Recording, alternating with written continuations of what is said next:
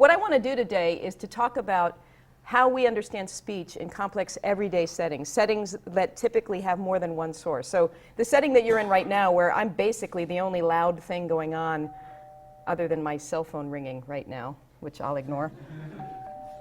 I'll turn that off. Other than that. Is that on you? Yeah, exactly. No. But the thing is, all the time we're interrupted. All the time in everyday settings, when someone is talking to you or when you're trying to understand something, there are other sounds that interrupt, that can mask portions of what you're hearing. And what we've been trying to do in my lab is understand what the processes are that help you and process and understand speech in those kinds of settings. And so the title of the talk is Understanding Speech in the Face of Competition, like you might find in everyday settings.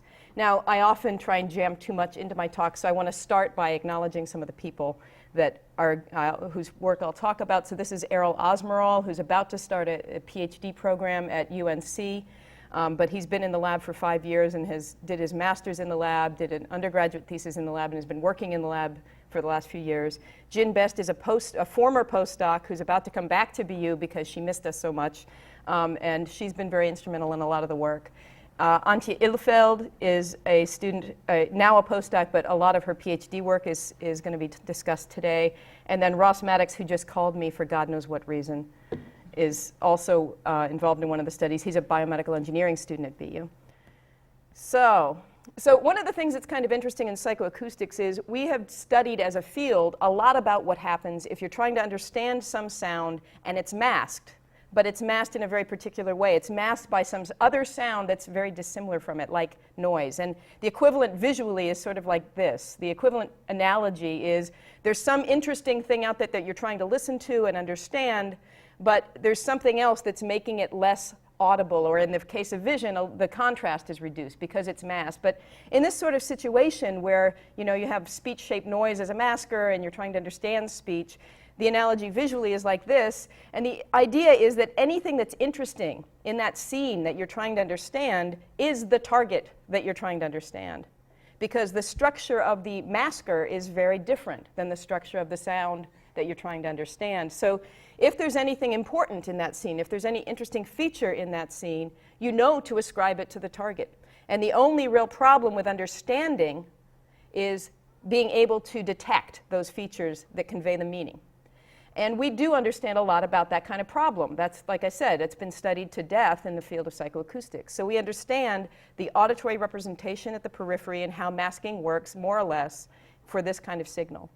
But in a lot of cases, that's not the problem that you really face. A lot of the time, the problem is much more analogous to something like this. I'm trying to pick up my son, and the problem is he's embedded in a scene where there are lots of other clowns just like him or very similar to him. And my problem is not that he's invisible or obscured by these other things. It's that I don't know which one of these really interesting things is the right one. And I have to look through the scene to find him in that scene. And so here he is, embedded in this scene, and that is a very different problem. You can see his face is not covered in any way. Every feature is visible, but there are lots of other features that are very similar to it and are exciting and interesting, and your brain is attracted to in the same sort of way.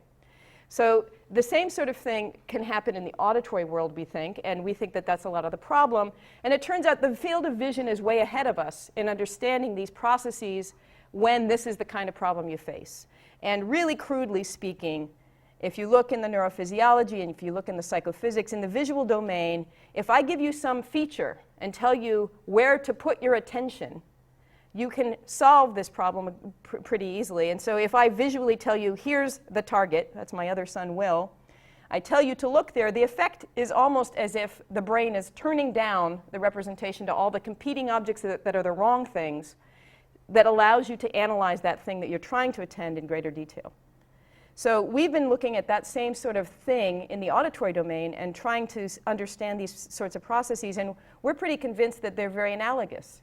If you understand the way information is encoded in a speech signal or in an acoustic signal and can step back and abstract a little bit from what people have done in vision, there really are very analogous processes operating. And so one other thing that has really driven a lot of what we do is there's a lot of evidence in the visual domain that when you attend to something, be it a color or a location, what gets pulled into the foreground of your processing is not just that color, but the object that's associated with that color. So if you direct vision to a particular point in space, say if I don't know, if I point to your attention to the corner here, the whole attached piece of table, I guess, I don't quite know what that is, would get drawn into your foreground. And so what that really implies then is that how you form an object is going to really affect how well you attend to things in a real world situation. So to selectively attend to something, you have to somehow be able to form objects in order to do this sort of process. So the idea is the brain is going to automatically group things into objects, and what that really means is the brain is trying to decide what things go together, what sound belongs together as coming from some source out there in the external world. It will group that together as automatically as it can, and then listeners are going to perceive that as an object and can attend to that. And so what this really means is that there's going to be some intricate link between object formation and how attention is going to operate in everyday settings, and the kinds of interference you're going to be able to see psychoacoustically in such settings.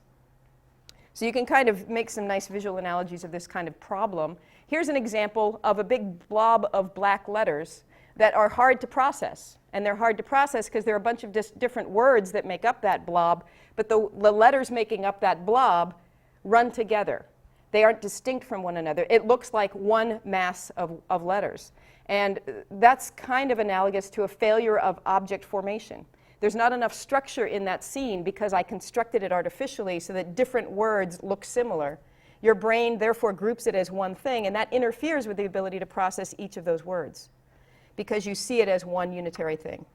If I were to do something like change the colors are a feature that your brain uses automatically to group things.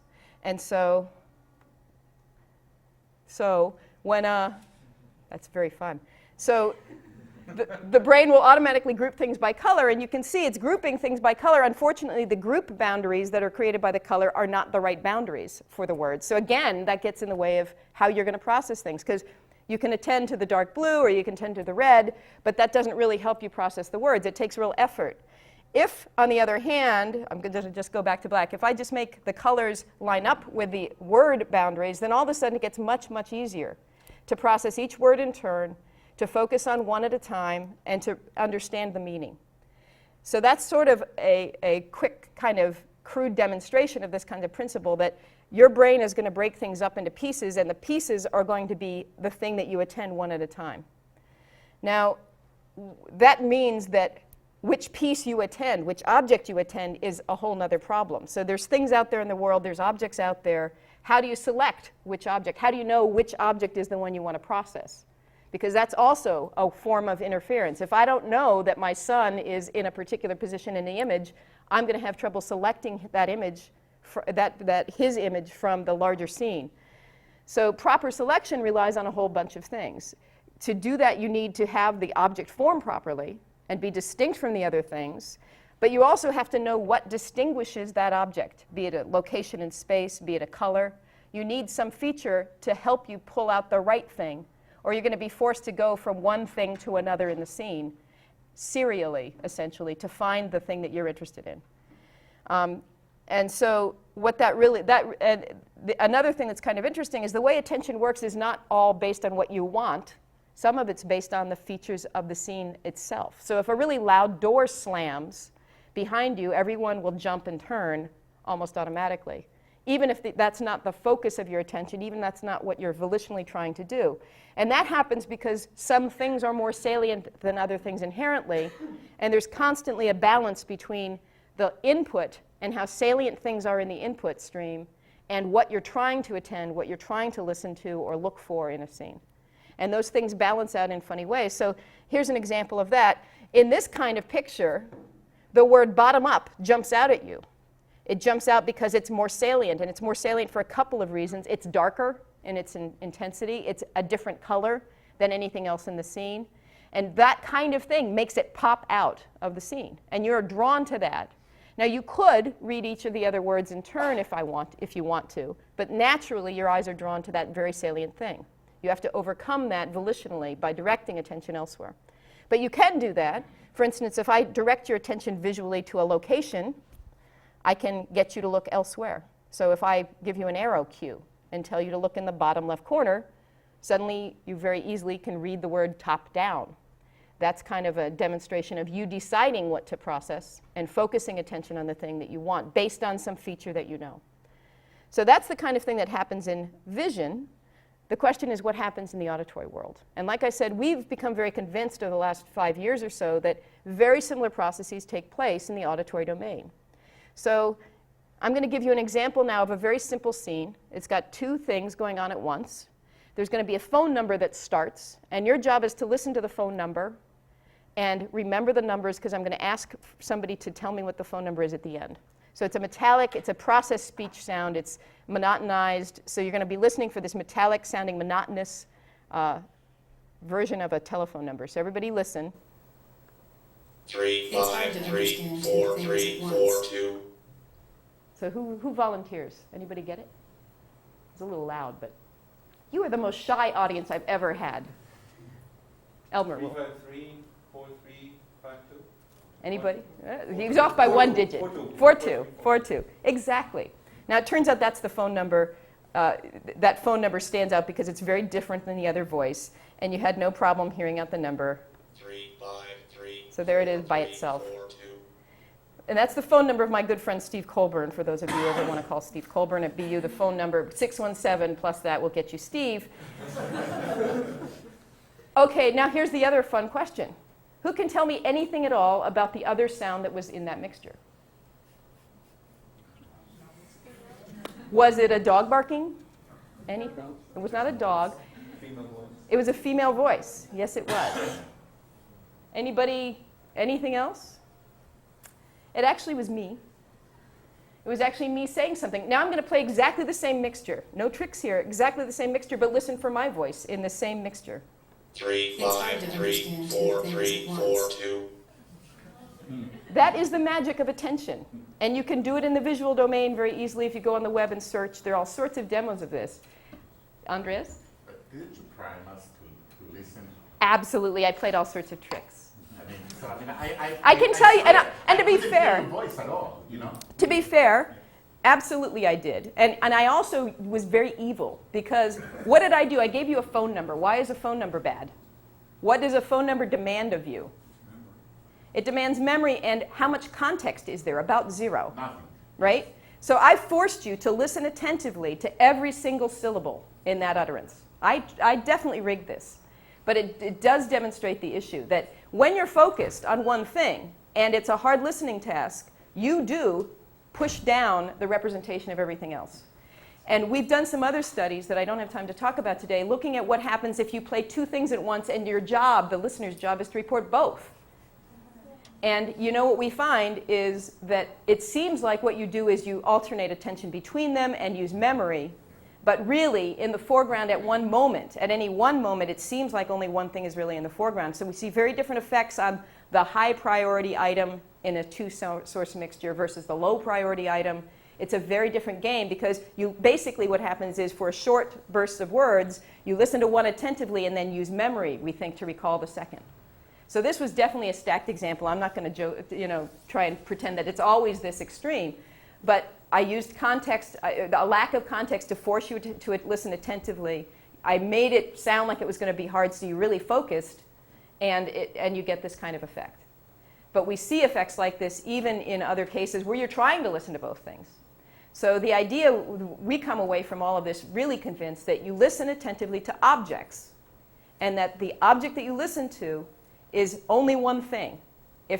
Now, the other thing that gets a little funny, and I think plays out a little differently in the auditory domain compared to the visual domain. In the visual domain, objects tend to be very easily separated compared to in the auditory domain. In the auditory domain, it's much more of a grayscale. So this example was also rigged in the sense that the two voices were very, very distinct, very dissimilar, and it was easy to squelch the wrong one. There are other cases where that's not true, and in fact, How do you know that you don't analyze both perfectly well but remember only one? so we played games with that by, I'm trying to remember how we do different controls. So one thing that happens is, if we degrade the speech, then the low priority item takes a bigger hit than the high priority item. And then we can play games. I just was looking at some data yesterday. So it's a great question, and we've been worrying about that. I just saw some data from Jin Best yesterday where we degraded the low priority item and not the high priority item, and looked at, as a function of the degradation, at what happens to the low priority item, and then flipped it. And it's very asymmetrical. So there are things like that. It's indirect evidence, granted, but it really seems like that's what's going on. I mean, our best explanation for the data we have today. But it's a great question, and we don't know for sure that that's what's going on. It's our working hypothesis. So to jump back here for a second, and by the way, please do interrupt. I love interruptions like that. That makes it much more fun. So we think you're listening to one thing, but it is more grayscale in the auditory domain, and I can construct examples where the two objects that are competing are very similar in a lot of ways, and that makes it harder to separate them, which makes it harder to throw one out. And here's an example of that. So this is another, you're going to have to listen carefully and concentrate. But what you're going to do is listen for the sentence that begins with the word Rachel and report the sentence that starts with the word Rachel. So I'm going to turn down the sound just a little. Here's the sentence. So listen for Rachel. Rachel prefers two heavy houses. What's the problem? Anybody? The problem is there's two streams spoken by the same talker. Now, I also, again, rigged this because this is from a corpus where the sentence structure is identical and roughly time-aligned. So there's a noun, or a name, a verb, a noun, et cetera, and they can be interchanged. What you've expected us to hear, because I couldn't understand anything in this case. Oh, now see, that's interesting. How many people understood it? I couldn't understand what you said in the other one, and from context, I assume that most people did understand. Yeah, so we'll get to... Tell us after we've heard it. Here, let me go back. Here's what you didn't hear. It's hard to understand two things at once. Was my sound in that mixture.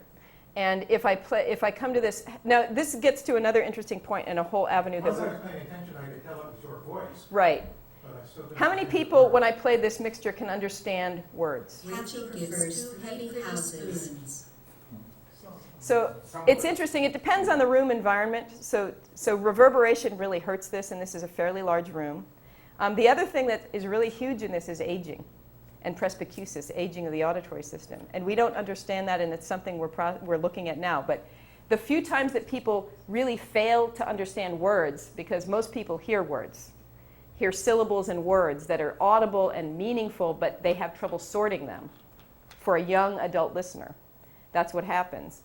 But people who are a little bit older, and I'm in my mid-40s, I'm starting to notice this myself. It gets harder and harder. A little bit of degradation really hurts in this kind of situation.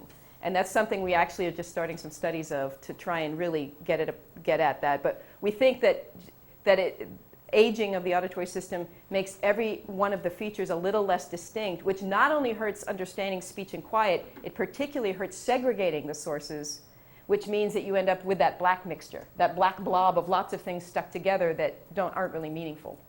So that's an interesting thing. So is that the memory? Is that the memory related?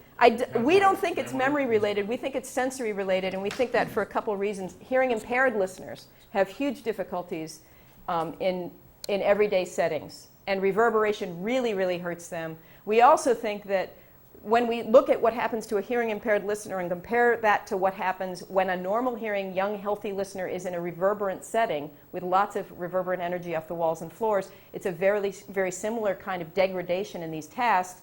We think that what happens is a sensory representation is smeared a little bit, is less distinct. That interferes with object formation, which then interferes with selective attention. Computers, too. Excuse me? It's hard for computers. Reverberant speech is very hard for computers to understand. Yeah, yeah. Are Yeah. there cases where the reverberation, for instance, like a floor reflection, could actually support the direction? Absolutely. So the way in which reverberation screws things up really depends on the time scale of the reverberation relative to the time scale of syllables, roughly. And so, at least in quiet. So early echoes generally just boost the overall level of sound without really interfering with intelligibility in quiet. Now, it gets a little more complicated in the case when there's multiple competing sources, because one of the things you want to use to separate sources is spatial cues. The spatial fine structure gets screwed up by reverberation on a much finer time scale. And early echoes really do mess those up. And so that interferes somewhat with that. Andreas? So, but right, if we were to be outside, so all this relevant stuff won't be relevant, and we have two people talking on two sides of the acoustic field, Yeah. would it be easier to solve this problem? Oh, absolutely. Absolutely. So this problem, why was this particular example here so hard? And I have to get... Rachel gives 2 heavy spoons. We actually have a pair of twin undergraduates from BME working in the lab right now. And we were really excited because that's basically what I've done here. Identical twins talking at the same time, sentences that are indistinguishable on the basis of their structure and content. So again, it's a pretty mean trick. Most people in this kind of mixture do hear words, though. And that's because the local spectro-temporal continuity of the sound is enough to form those little groups, that little bursts of energy, correctly into syllables. The problem is there's nothing distinguishing the syllables from one utterance from the syllables of the other utterance across time. If they came from different locations, it becomes a very easy task. If they have different timbre of voice, it becomes an easy task. Anything that gives you this continuity across time allows you to solve this task. So here are the two sentences, Rachel gives 2 heavy houses. along with, Kathy prefers 3 pretty spoons. and you can hear even the F-naught contour of those two utterances is very similar, so that's not a clue to help you tease these apart. So again, it kind of demonstrates, though, you need these features to direct attention, but the features also affect the grouping across time. And if I jump back to vision, when it comes to the visual world, time does not play the same sort of role. Most studies of visual attention use static scenes and do a search task, or they have a rapid presentation over time, which is kind of the RSVP kinds of tasks. They don't include often things that evolve over time in a continuous way like speech. So time plays a slightly different role for speech than it has in a lot of visual studies, and that's actually an interesting thing. So, there's something else to explain. Why is it, I could understand both eventually, but not. Because That's harder, right? why can you, but did you really understand both, or did you understand neither in the sense, No, when you played the two separately, that's what I eventually heard after the third playing, you played it. right, but the meaning of the sentences, neither meaning probably were you sure you got right, because you heard two sets of words and couldn't tell which verb went with which noun. I heard you correctly. Did you? Ah. Well, see, most people don't. I will say these are normal continuous utterances, though. So there is enough feature there that you might be able to solve the problem. Most people find it really hard. And it's kind of interesting. Most people, because I've used this very mixture of sound for about 1.5 years, 2 years now, and given this version of this demo, and most people don't get the right answer. I'd say, it's a... 3 times, but I thought this was nonsense, and so how can this be, but that's what I Yeah. But this actually gets to another interesting point, which is in the acoustic literature, in the psychoacoustic literature, people haven't been very precise about differentiating between how things group across time just based on structure, like the continuity of F-naught and co-articulatory cues and context cues, things like that, versus how much of it is attention and bringing something to the foreground through directed attention. And those are a little bit distinct. So one of the things I'm going to show you next is a study that kind of tries to differentiate between those. Are there cues that cause things to group together across time on these larger time scales, not the syllable level, but across longer time scales? Or is that all just attention? And we think that both things happen. We think that continuity of pitch or continuity of location cause things to group together automatically into a continuous object across time, but also you can direct attention to those very features to pull out, to select one or another thing from a mixture. So that would be the same also across spatial location? If it were continuous, Yes. are you trying to draw the analogy to vision now? I'm not sure. No, acoustic. I mean, someone is there and is moving, Yeah, anytime there's continuity of these sorts of features, I think it causes things to group together. If I get to it, I'll show you at the end. I have some data that is interesting that suggests that predictable motion doesn't help very much. So I don't know. I'm a little bit out. The jury's a little bit out on that. But the question, this first study I want to run through, the question that we were asking is, do these high-level features really aid performance, even in the absence of attention, by allowing you to group things together automatically? So we know that spatial cues, from other studies we've done, we know that spatial cues are really excellent for selecting a source in top-down attention. But the question was, does it help you stream together syllables across time, even in the absence of spatially directed attention? So spatial separation between competing sounds can increase perceptual segregation. It may be the case that it could, but which could help you do this kind of separation even if you're not choosing the right thing. It could make them more distinct from one another, or it could only be from top-down attention. So what we did, and this is part of Antje's thesis work, was we had 3 conditions. And there was a cue word, ready, and then there were 2 other words, a color and a number. And the color and the number came in a pair. So there were 2 colors and 2 numbers, and they differed in their timbre, and they differed in their location. So blue 4 had the same color, the same timbre and the same location. Green 6 had the same timbre and location, but differed from blue 4. The cue word ready then either had the same location as one of the 2 streams, had the same timbre and location as one of the 2 streams, or had the same timbre but a different location. And we told people which thing they were supposed to attend. So we blocked these things, and in the timbre condition we said, listen to the timbre of this cue word and then report the things that match it.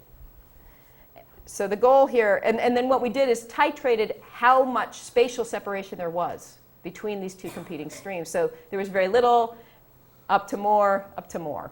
And so we made the spatial cues bigger and bigger, which we thought might make the 2 sets of words more distinct and separate as objects, even if you were in a timbre condition where you aren't directing attention to space. So here, what I'm going to show you are the errors that people make, because that's really where the story is. So people could do all of the tasks. They could direct attention to timbre or to location or to timbre location. But what was interesting is when they made errors, sometimes what they would do is report 1 word from one stream and 1 word from the other stream. And in those cases, the bigger the spatial separation, the fewer those kinds of errors. So as the spatial separation between the streams got larger, they were less likely to choose 1 word from one stream and 1 word from the other. And that didn't matter. It didn't matter which kind of feature they were attending. But when we looked at a different kind of error, which is to report exactly the wrong pair of words, those errors went down when people were directing attention to space or directing attention to space and location.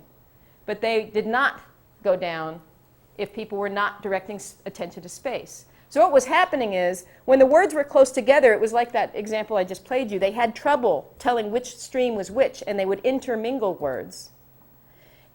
As things became farther and farther apart, that intermingling went down, no matter what. But if they were using space to select which group of words to report, they got better and better if space was the thing they were using to choose which of these 2 streams. But even when the 2 streams were far, far apart, if they were using the timbre to try and select the stream on the left or the stream on the right, it didn't help them that these things were more distinct. It just, they would choose the wrong stream equally as often, regardless of the stream. Yeah, to go into the detail of what we did, this is really highly processed speech. We wanted to reduce the amount of energetic overlap in the speech. So what we did is we used noise vocoded speech. We threw out half of the bands of speech. So half of the low frequency bands were thrown out for one target, for the target. Half were thrown out of the high frequency bands. We intermingled them. And so the timbre here is really a funny timbre cue. Excuse me? It's not really too natural. It's not at all natural. And what I'm calling timbre is actually, it's timbre and spectrum and lots of things. But it's for us, that was not really the important thing. The important thing was it was something that you could use, and it wasn't space. Yeah, I was surprised because you would think that humans are probably pretty good at doing that. And I wondered if it was more natural speech. You know? No. And the reason they didn't do as well with timbre, for instance. They actually did pretty well with all of the cues, but the reason they didn't do better was in part because these were very unnatural and actually sounded more similar than your voice and my voice would sound. But then if you throw in the low frequencies and high frequencies, you probably don't have any pitch quality. Oh, it's noise vocoded anyhow, so there's no pitch. Oh, okay. Yeah, so it's a very funny stimulus. So, but what we concluded from this is that the spatial cues really help segregation as well as selection. So segregation was enhanced by spatial separation, even when people weren't paying attention to space, even when they were using timbre to select the words. And you can see that by the fact that there were fewer intermingling errors as the sources became farther and farther apart. On the other hand, selection of the correct group of words was enhanced by spatial separation only if you were directing attention to the spatial attribute. So there was no reduction in how often you reported the wrong stream as things got farther and farther apart if space wasn't the very feature that told you which was the right thing. So we did a quick follow-up to this, because one of the things that's kind of funny is here the two cues work together. If you go back, in all of these cases, both the location and the timbre was continuous across the set of words all the time. So what we did in the this follow-up was to pit the cues against one another. And this is something that Ross Maddox just did and reported on. So we made the cues opposing. So there was a cue word, and to make the first and second words more equivalent, we used two sets of numbers. So then there'd be a number pair and then another number pair. And we had a whole bunch of conditions that were all intermingled in a block. And so within a block, you didn't know if you were going to get exactly this configuration, but I'm going to show you just the results for this configuration. So sometimes the cue word could have the matching location and timbre of one stream, and the other stream was clearly the wrong stream. This is the case that was opposing, where if you were directing attention spatially, then you should report 2-6. But if you were directing attention to timbre, or to pitch in this case, these were pitch. Again, we used a speech synthesis package to monotonize the speech, gave them different monotonous pitches, and so you were directed either to pitch or location. So here color means pitch. So if you were to report things based on directing attention to space, you should report 2-6, but if you were directing attention to pitch, you should report the other pair 5-9. Now the other thing that could happen, though, is that streaming based on these cues might be automatic, and then the streaming is also pit against itself. So streaming based on pitch should cause you to group these together, and streaming based on location would cause these to group together. So the question was, can you direct attention to one feature, and what happens, and how does this all play out? Here's some examples. So this is an example of the monotonized pitch. You'll hear two of these numbers with difference in pitch. So 5 cents difference is really nothing. And then 500 cents difference is the largest one we used, and you can clearly hear this big pitch difference. 1-6. So then what we did, we also varied the direction separation from 10 degrees up to 90 degrees. And so we're varying the strength of these low-level cues to see how that's going to affect grouping and selection.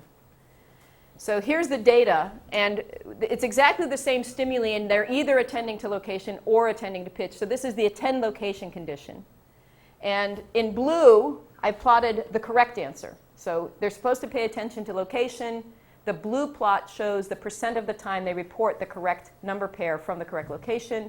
Red is a particular kind of error that they make, which is to go with pitch, to report the wrong cue. Yellows are where they report a mixture of words. And then gray are all sorts of other errors. You can see they rarely don't report things that were not in the mixture. They often get the right answer, blue. When they make mistakes, usually they're reporting the wrong thing. They're going with the pitch cue. And most of the remaining errors, if they make any, are just kind of confusions between the words from pitch and from location. But what you can also see is that there's this effect of pitch. Even though they're directing attention to location and trying to ignore pitch, pitch affects performance. So they get better and better as the cue that they're listening to gets bigger and bigger. But they also get better when the cue that they're trying to ignore gets smaller. And so that's sort of evidence that there's this low-level effect. Even though they're trying to ignore pitch, it's detrimental to them to pay any attention to pitch. They can't. It's affecting their performance. And they tend to make errors of reporting the pitch stream more than anything else. So Yeah. you're arguing here that when we process with streams, anything that pushes us away from the correct stream is really... It's going to get in the way. It's going to interfere. Now the other thing, though, is what happens when you attend to the other cue? Because maybe this is just a low-level hardwired thing. Maybe there's no effective top-down attention. Maybe you're always going to report this percentage of things. And this is the same exact stimuli, but now your job is to pay attention to pitch.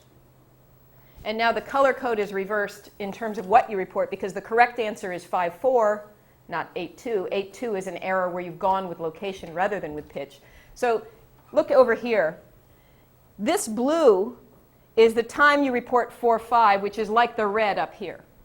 So you can see there's a huge effect of attention. When you're trying to pay attention to pitch, you actually do pay attention to pitch somewhat, but the pitch cue is less helpful to you in this example for the values we chose than the location cue. But you also see there's much more blue here than here, but the blue here is not at all equivalent to the red in this case. And you see the same sort of pattern that you're going to get better and better as the cue you're attending to gets bigger and bigger, but you see this other effect that most of the errors that you make are errors where you go with the wrong thing, that there's this inherent kind of bias towards grouping things based on these low-level features, even the feature that you know is going to lead you wrong and give you the wrong answer. So what we think is that listeners can direct attention to either of these features, and that changes what they're going to report and what they're going to process. They can either use location or pitch, and here pitch is less effective, but like I kind of hinted, that's kind of an arbitrary choice based on the size of the location differences and the size of the pitch differences. But the errors also show this role of automatic streaming based on these low-level features.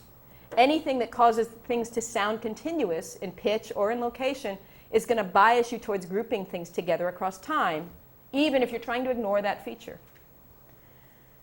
So you see that top-down selection really affects things, but errors are also, the errors that you make are dominated by reports of the other stream. So we think that this shows that there's streaming based on pitch and location that's automatic even when you're directing attention away from that feature. Yeah? So in comparison, pitch and location, which one actually more dominant? The question was, which is more dominant, pitch or location? And the answer is, I can construct cases where pitch is much more salient than location. If I give you a 5-degree separation in space and an enormous difference in timbre or pitch, it would be the dominant thing. So it's sort of like apples and oranges. I don't think any one thing is the most powerful thing. It depends on the size of the feature. They're different dimensions. And so one could ask that sort of question and try and carefully decide what is the right scaling to go from pitch to location. But there's so many, the other thing that gets a little tricky here is there's so many dimensions that it's hard to really play that game. How many people participate in the experiment? Typically in our studies we have about 6 to 8 subjects. So it's a typical kind of psychoacoustic study as opposed to a psychology study where there are 400 people. But it's a within subject design, so the same subjects are performing all of the different conditions. Typically what we do is analyze the individual subjects' data and then convince ourselves that every one of the subjects has a very similar pattern. If they were different, I would kind of tell you that. But everything I've told you so far, we see the same pattern across subjects. So, and in fact, the error bars that I showed in this first study way back here, if I get there, these error bars are across subject standard deviations. So they're very, very conservative. That's why they look so large. Some subjects are better than others. And that is the biggest difference across subjects. All of the effects I'm talking about are statistically significant, especially if you use subject as a within subject kind of design. We can show you that the same pattern holds across subjects. So yeah. And do these subjects spend some time to practice? Yeah, we typically give them a half an hour at least of practice, make sure that they understand the task. We typically have multiple days that they come back to do the tasks. We monitor to make sure that there's not large effects of learning. But we also always counterbalance. Every day that they come in, they do all conditions. So if there's any overall learning, it will happen across the board, and that will just add to the variability in the kind of designs we use. So that's the kind of thing we try and control for as well. Any other questions? So I'm just going to quickly talk about one other study, which is something that is very, very different than what people have looked at in vision. In vision, like I said, most of the studies have looked at static scenes and trying to understand what happens with directing attention in a static scene, or the role of time isn't really looked at in much detail. But what they have shown is that it takes time to switch attention from one thing to another.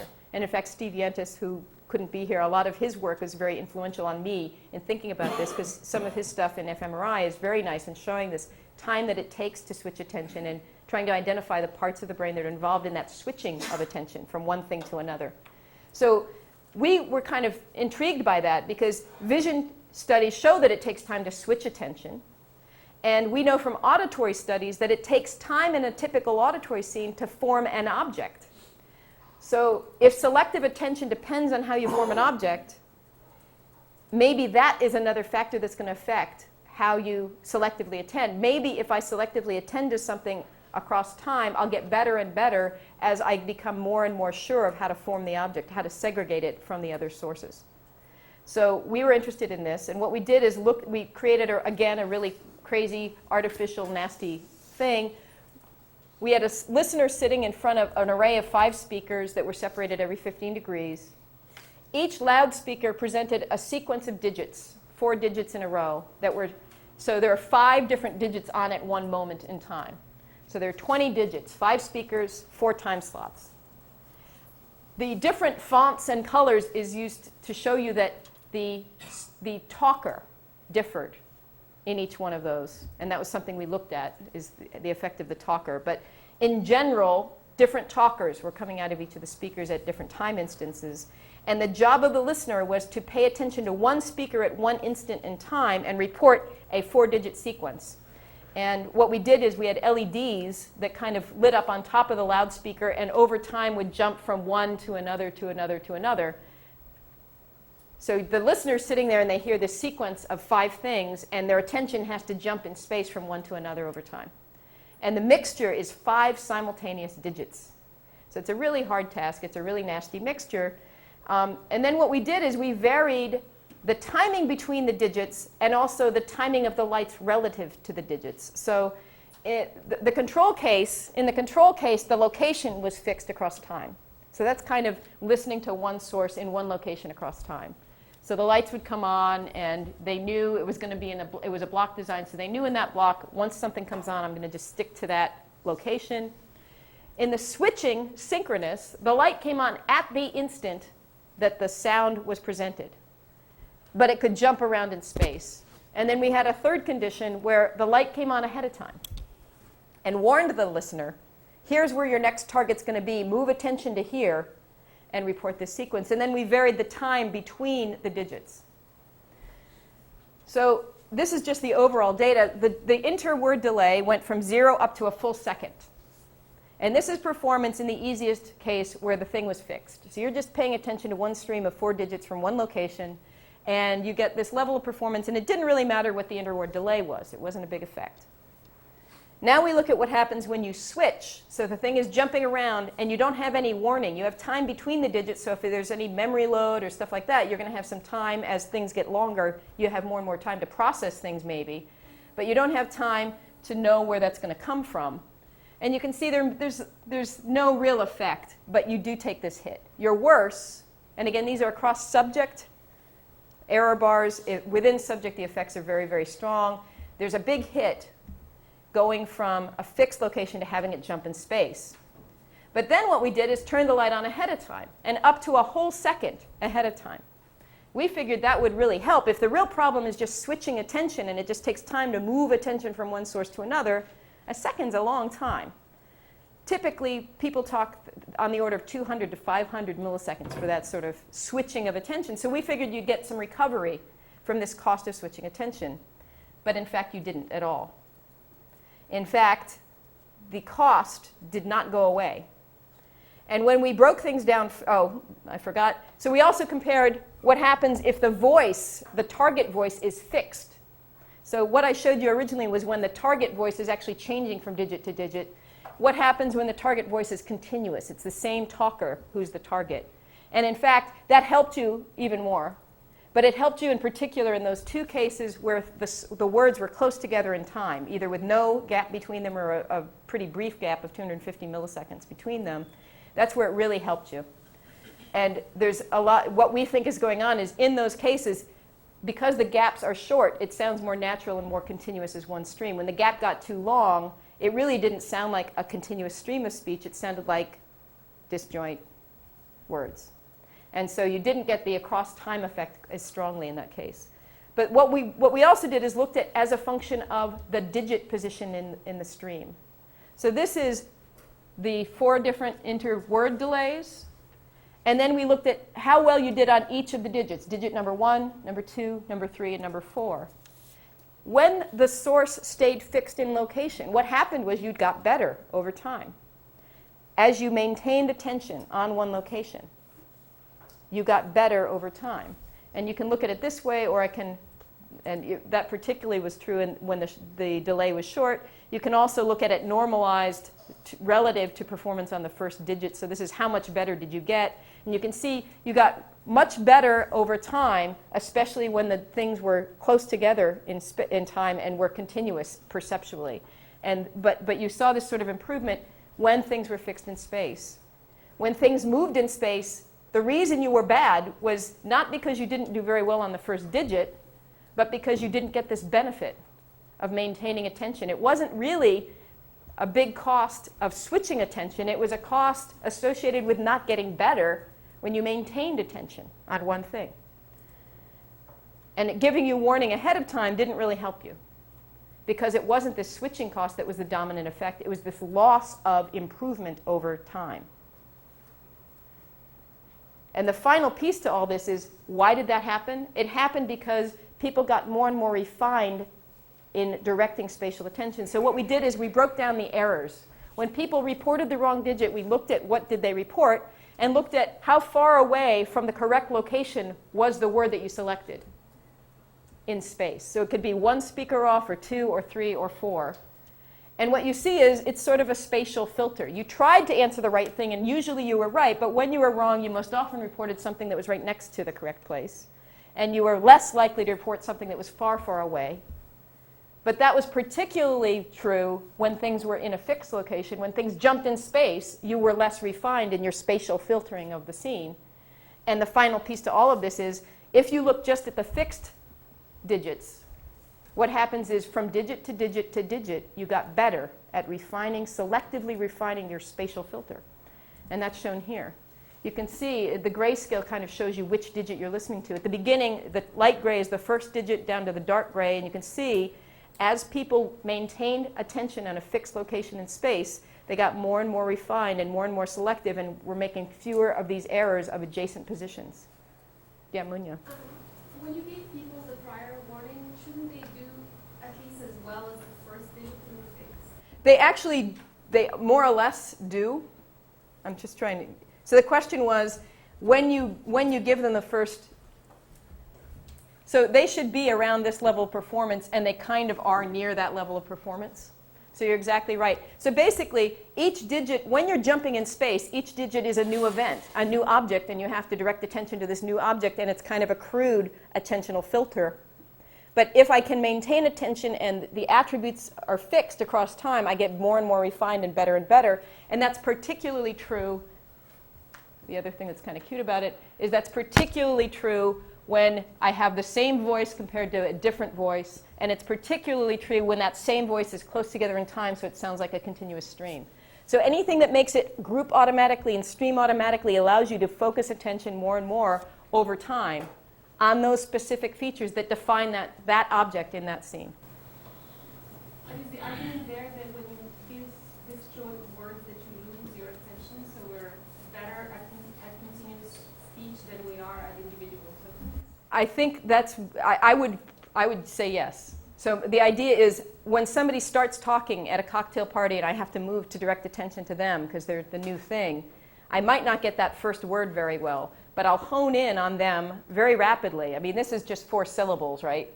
So very rapidly I'll hone in on them and get a little more refined at hearing them and more precise in listening to them in that mixture. So, of course, in all of the, I think this is great. I mean, but I think what's missing is context. I mean, just words. We are not really. This is not a natural setting, I think. Yeah. So the point is, with these artificial examples, I can demonstrate this matters. But how much does it really matter in the cocktail party? I think the answer to that, you're right.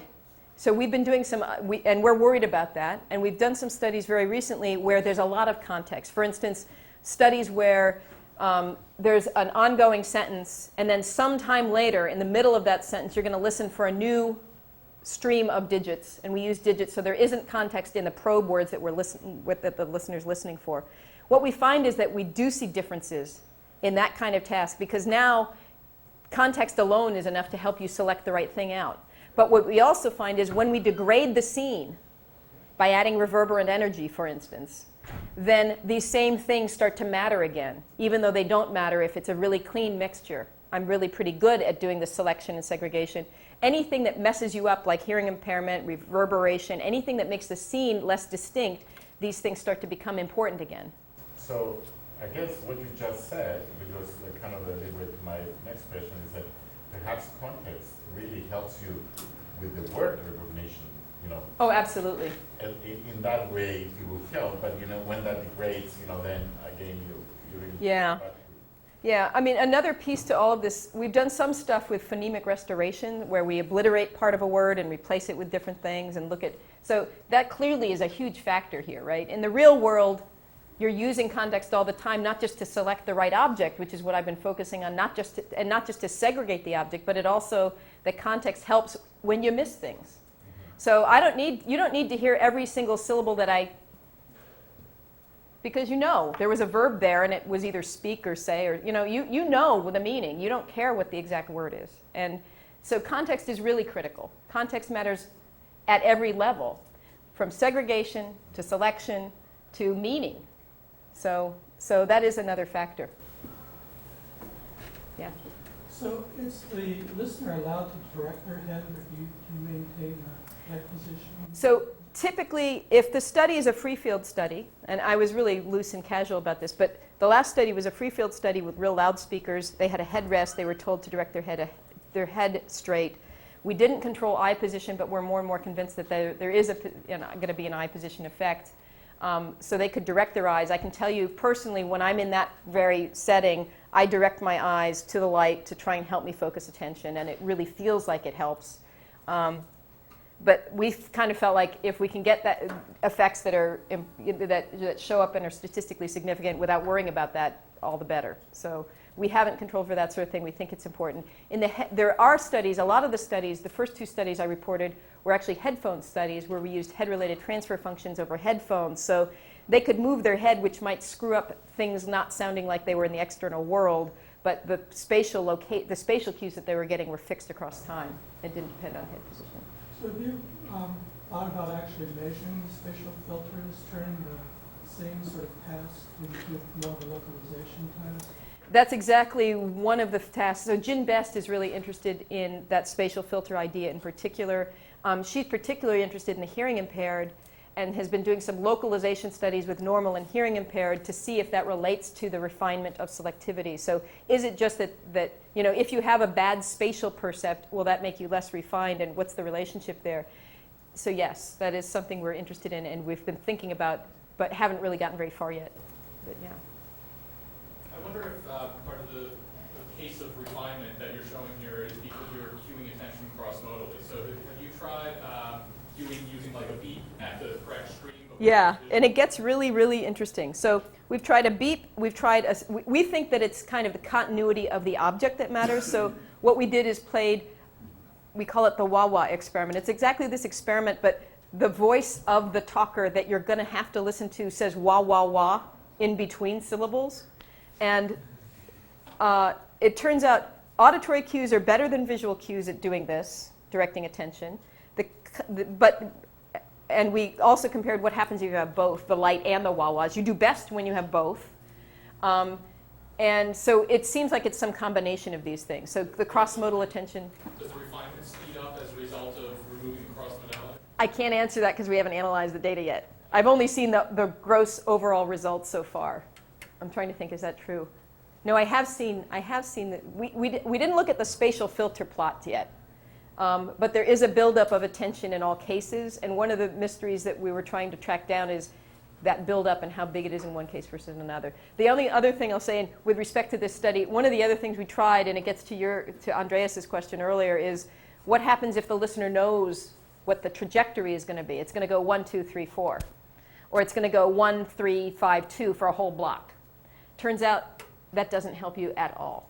Smooth trajectories do not help you. Knowing what the trajectory is does not help you. It looks, I mean, if you're, as I said to the student who had the misfortune of doing that study, if you're going to get a negative result, this is about as beautiful as you can hope for, because the data are just on top of one another. So it really seems like it's this cost of attention. So look at this. I hate to play the card, but I think we. Yeah. So, any other questions? Yeah. Yeah. In hospitals, you compound all of the parameters that you mentioned. You have reverberation because you can't use normal absorption. Speech communication is the main delivery system, and there is noise. Oh, yeah. You separated this, but are you going to look at compiling these together and see what the effects are? It's nice to pick them apart and say, okay, these cues Can help you. Right? But what happens if you mesh all of these things together? That's a great question, and I mean, we haven't really done that, and the reason is the typical reason for someone in psychoacoustics. I'm just trying to understand the processes at this point. And one of the problems that I see is every single thing you change will make the difficulty of the problem different. So defining what is the typical setting that you want to test is a really under-constrained problem. So if I have all male doctors, that's very different than if I have nurses, lots of male doctors and lots of female doctors, or, a mixture. If I have an open corridor that opens into the operating room or into the room, that'll be very different. Everything that changes the competition between sources and the distinctness of the sources is going to change how people perform. Every single factor. And so I could try and quantify it, but it would be a lifelong effort because there's so many, so. If I may say something to add to that. Actually, this is really great. I mean, that's why we have Barbara here, because she gave us some hints on really how to improve, the performance of systems that we build, including speech technology and all that. So this is really going back and putting that in a system and really testing it for different scenarios, such as a hospital or something. That would be really an exciting project anyway. So for all the people get ideas and work in their lifetime. So I think let's. Thank you.